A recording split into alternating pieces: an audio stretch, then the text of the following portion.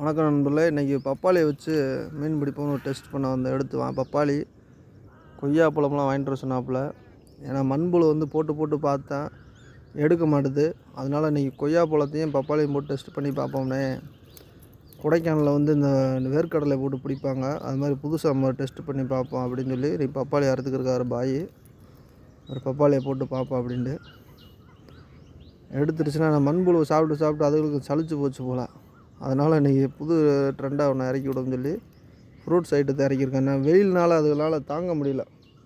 பாருங்கள், எம்பிட்டு மீன் செத்து கிடக்குன்னு. வெயில் 3 நாளாக கடுமையான வெயில் மதுரையில். இவ்வளோ கரை பூரா மீனாக தான் செத்து கிடக்கு வருங்க.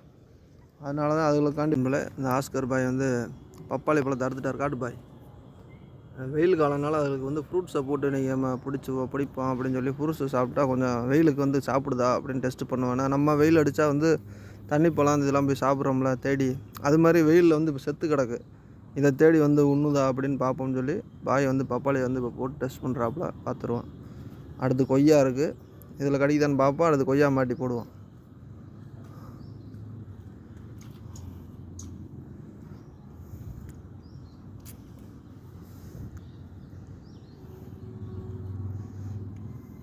ஒட்டக்கணண்டில் பப்பாளியை போட்டு பார்த்து ரொம்ப நேரமாக கடிக்கலை. தூக்கி பார்ப்போம் இருக்கா இல்லையாண்டு. பப்பாளி அப்படியே தான் இருக்குது. கொஞ்சோன்னு காணாம பிச்சுட்டு போயிருக்குமோ. பேங்கில் நிறையா கிடக்கு நண்பர்களே, அதுதான் பாதியை தின்றுருக்கும் போல். கொஞ்சோன்னு தான் இருக்குது பப்பாளிக்கு ஃபெயிலியர் ஆகுது, கடிக்கலை. நன்றி நண்பர்களே.